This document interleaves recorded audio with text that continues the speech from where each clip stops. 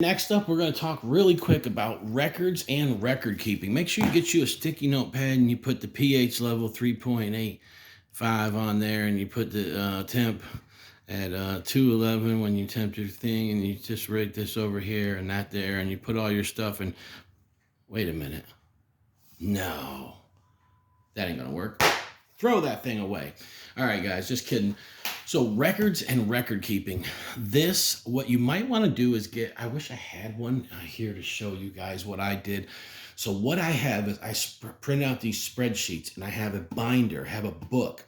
Every time that I go to make hot sauce, what I do, okay, is I write down in that first all my ingredients. They're already listed, right? By weight, going down. Okay, that way I can make sure that I got the right amounts of everything in there. Then I have what they're like. So for vinegar, you have the name brand, and then you have the lot number over here. Okay, and for vegetables, I would put maybe the date, the date that you purchased them and where you got those vegetables from. Okay, so you want to have all of your ingredients, you want to have all of your sub ingredients, everything, you want to have all of that listed.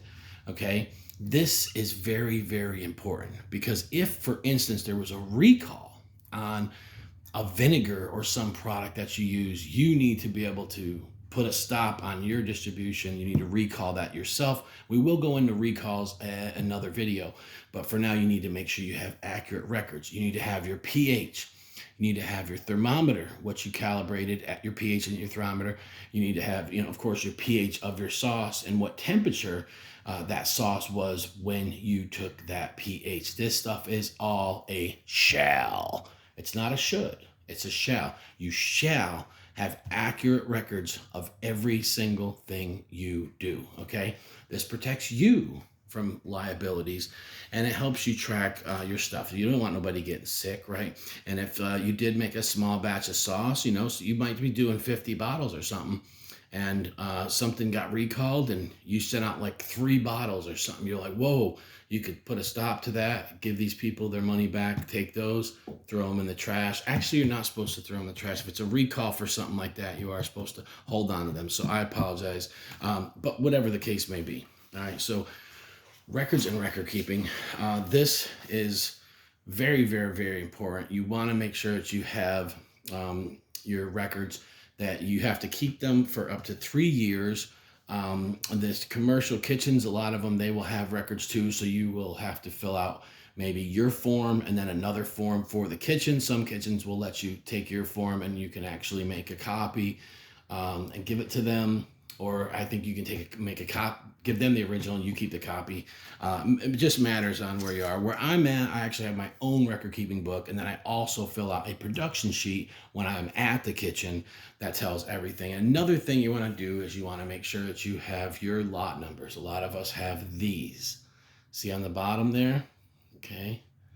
And that is going to say the date that it was produced, or the date that it expires. You're going to have which batch it is. So with me, if anyone's seen the bottom of mine, like say Blazing Bonnet, it'll say BB, it'll say HS, the top line, HS, BB, A, hot sauce. BB is Blazing Bonnet. A is the first batch, batch A.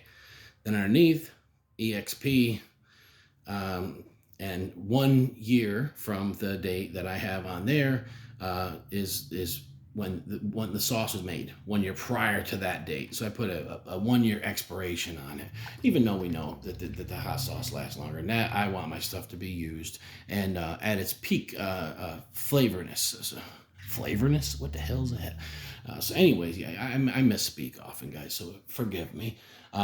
So anyways, you're going to want to keep track of all this. You have to keep track of this. You need to know where your sauce is going. And that's part of your record keeping also when you sell sauce. So, of course, you got your good manufacturing practices. We went over that already. That's the examination of raw materials, examination of packaging goods, examination of the finished products, records of suppliers, any guarantees or certificates that you get. And so you want to have the processing and production records are the most important things that you need. You want to make sure that you show where you're getting your ingredients from. You need to have good sources. Uh, the retention, you want to keep it. Coating, they talk about in here. That's what I just talked about. The lot code on the bottom of that bottle. You can see this top of a juice bottle. You see those things, right? So with a lot of bigger companies, you're going to see, do I have something here? I do have something from K-John's. Wait a minute. I don't know where their lot number is on this. It's a dark sauce, so maybe I'm just not seeing it. But you'll see a lot of them here printed on there with the black like ink or whatever. But if you're starting off small, of course, you're not going to do that. You would do something like this. You can get a gun from Amazon for like 20, 30 bucks, and you can make that out. So you're going to want to have your lot numbers on there. So see, they give you an example here. PP, pickled peppers, 324 is the day of the year, you know, whatever. You don't have to have it like this, okay? They're exactly how they have. You don't have, you know, a line. You're not going to probably have a line, a shift, stuff like that, unless you are, of course, in a big facility. So this is what we're starting off with, the little guys. So anyways, you can see some other examples here, you know, of lot numbers that are put on there. And all of this falls under the record keeping part. Deviation records, you really don't want to have much deviation. Stay away from deviating away from the original recipe or anything like that. Recalls, this is going to be another section. We're going to talk about recalls, 21 CFR 108.25. And you have here closure test records. With that, so I have on my bottom of my sheet where it asked, did all containers meet? So I inspect each bottle, I inspect each cap, right? I do inspections on each one of those before I bottle my sauces up. And I have the record down here on the bottom of my production sheet. So you can make something up. It's everything streamlined. It's right there, okay?